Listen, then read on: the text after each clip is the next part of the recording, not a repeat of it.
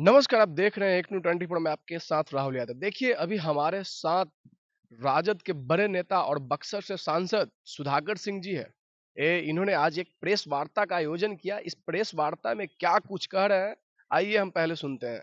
आज प्रेस वार्ता का मुख्य विषय केंद्रीय सरकार द्वारा पेश किए गए बजट में बिहार के हिस्सेदारी के सवाल पर है। सबसे दुखद विषय है कि भारतीय जनता पार्टी के द्वारा पेश केंद्रीय बजट में बिहार के लिए कुछ भी विशेष नहीं था। सब इसके अलावा सबसे जो महत्वपूर्ण विषय है कि बिहार के वित्त मंत्री विजय सिन्हा के द्वारा एक प्रेस कॉन्फ्रेंस के जरिए बताया गया कि कई योजनाओं की चर्चा की गई।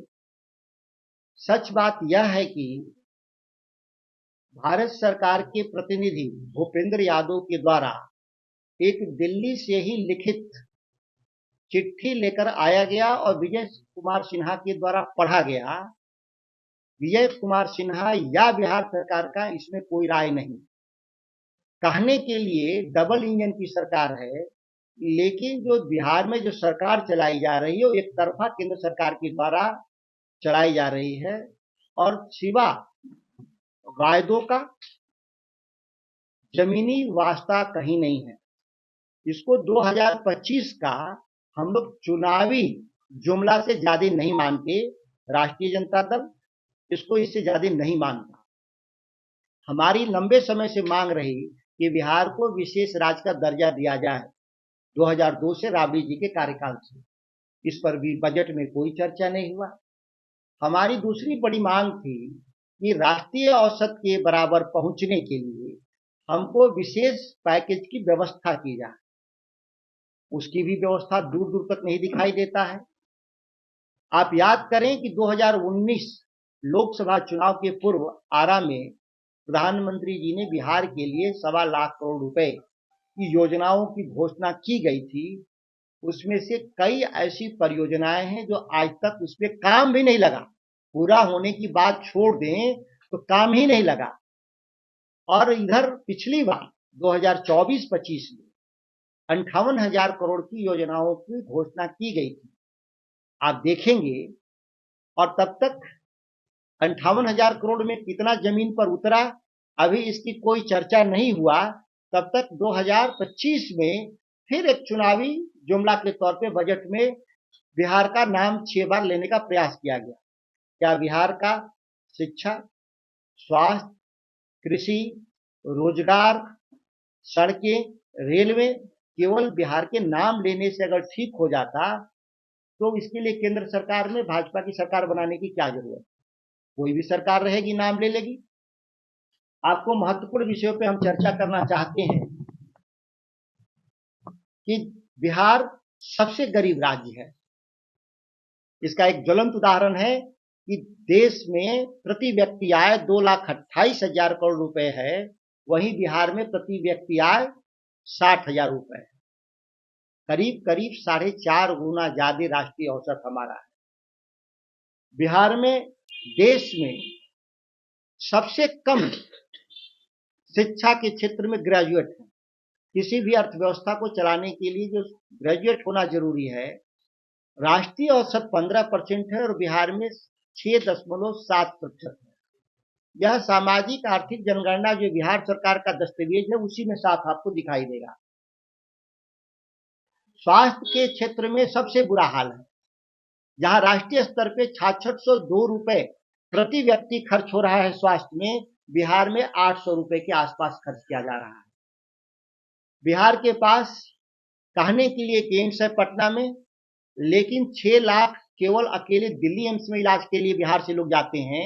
सफदरजंग या राम मनोहर लोहिया या देश के अन्य हिस्सों में बिहार से सटे सीमा पर देवघर है, बिहार से सटे सीमा पर गोरखपुर एम्स है, बिहार की सटे सीमा पर बीएचयू है। उसमें जो हमारे जो जा रहे हैं रोगी वो अलग है संख्या।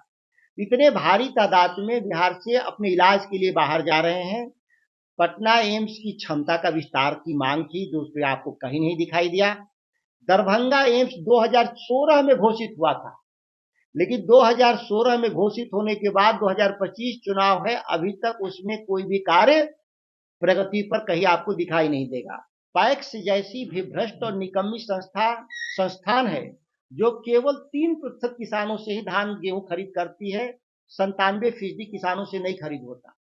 वहीं एफसीआई जैसा संस्थान भारत सरकार का पंजाब, हरियाणा, छत्तीसगढ़ और मध्य प्रदेश में जो उसका खरीद होता है चावल और गेहूं का, वो केवल उन राज्यों के लिए भी नहीं, बिहार के भी गरीबों को अनाज बांटने के लिए बाहर से अनाज आ रहा है।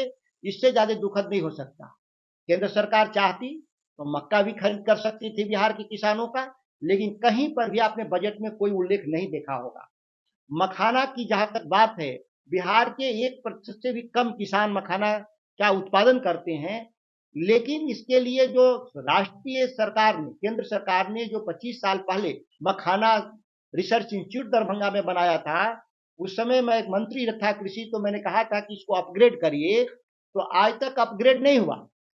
यहां तक कि आप मखाना बोर्ड की चर्चा कर रहे हैं, दूर दूर तक उस पर बजट का कोई प्रावधान नहीं है या स्थल चयन नहीं है कि उसके लिए कहां इंफ्रास्ट्रक्चर डेवलप किया जाएगा। बिहार के 5 मंत्री हैं केंद्र में, और हम लोग गिनती भी भूल जाते हैं। अगर कोई उनका काम हो तब तो कोई याद रखे बिहार के लोग। मैंने बयान सुना, जीतन राम मांझी जी लघु एवं मध्यम उद्योग के मंत्री हैं। बिहार में उद्योगों के विकास के लिए कोई एक काम अगर उन्होंने मांझी जी किए हों तो जरूर मैं उनसे पत्र लिख करके इस सूचना को मांगूंगा, नहीं तो आरटीआई के भी जरिए हम मांगेंगे। आप एक भी पूरे बिहार में बता दें मंत्री हैं कि बिहार में लघु एवं मध्य उद्योगों के लिए कोई उन्होंने मदद देने की बात की। 20 लाख और इससे ऊपर योजनाओं को उद्योग लगाने के लिए न बैंक के ऋण मिल रहे हैं बिहार में, न सरकार की सब्सिडी है, और सबसे महंगी बिजली, जिससे हमारी लागत बढ़ जाती है और हमारे उत्पाद बाजार में टिक नहीं पाते। इसके लिए उन्होंने कोई प्रयास नहीं किया। दूसरे हमारे मंत्री हैं बिहार से, पशुपालन मत्स्य मंत्री, पशुपालन मत्स्य मंत्री ललन सिंह। कोई एक योजना पूरे बिहार के लिए बता दें कि उन्होंने पशुपालन और मत्स्य पालन के लिए, डेयरी के लिए बिहार में कोई योजनाओं का शुरुआत किया हो। बिहार के मंत्रियों की मैं बात कर रहा हूं। नित्यानंद राय हैं बिहार के मंत्री, बिहार में कोई भी उनके विभाग का कोई काम शुरू हुआ हो। एक और मंत्री हैं हमारे चिराग पासवान जी, जिनके जिम्मे बिहार में फूड प्रोसेसिंग, देश में फूड प्रोसेसिंग का इंडस्ट्री लगाने का मैंडेट है।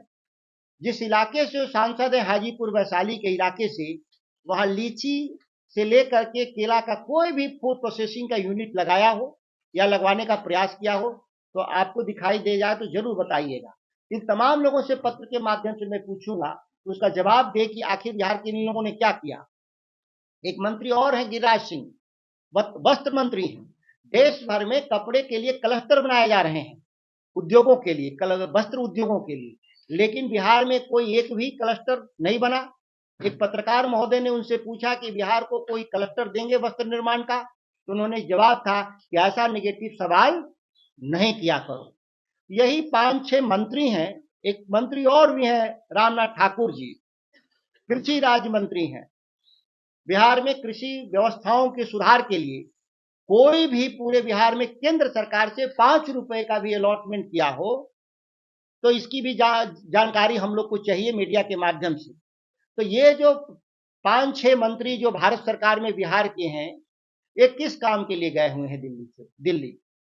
यहां तक कि जो एनडीए की 30 लोग सांसद हैं, उन लोगों का कोई भी भाषण का आप उठाकर देख लें, बजट के दौरान कोई भी भारत सरकार से कोई भी किसी तरह की रियायत मांगा। सवाल पैदा होता है। इतना ही नहीं, बिहार के लिए एक ग्रीनफील्ड एयरपोर्ट की घोषणा हुई है इस वर्ष। अगर हम तमाम घोषणाओं को देखें तो एक वही महत्वपूर्ण घोषणा हुआ है, लेकिन यह भी तो जानने का हक है बिहार को, इसमें ये बनेगा कहां। बिहार के लोगों का हक है जानने का कि इसमें कितना पैसे का निवेश होगा। बिहार के लोगों का हक है कि कब ये काम शुरू होगा। कहीं दरभंगा एम्स जैसा इस एयरपोर्ट केवल चुनावी जुमला ही न रह जाए, ये बिहार के लोगों को भय है। तो जैसा कि आपने सुना, केंद्र सरकार ने जब इस बार का बजट सांसद भवन में पेश किया गया, संसद भवन में पेश किया गया, तो बिहार में जो सरकारें हैं एनडीए गठबंधन की सरकार, उन्होंने बहुत पीठे थपथपाई और बड़े गर्व से कह रहे थे कि देखिए इस बार के बजट में बिहार को क्या-क्या मिला। लेकिन अब वही आरजेडी के नेता सुधाकर सिंह जी उस बजट को लेकर पोल खोलते नजर आ रहे हैं। उन्होंने कहा कि देखिए मैंने आरटीआई से मांग किया है और इस बिहार को वास्तविकता में क्या मिला है, वो सब आपके समक्ष हम रख रहे हैं। उन्होंने ये भी कहा कि देखिए बिहार से 5 मंत्री कैबिनेट में हैं, लेकिन बिहार के लिए क्या हो रहा है वो आपसे छुपा हुआ नहीं है।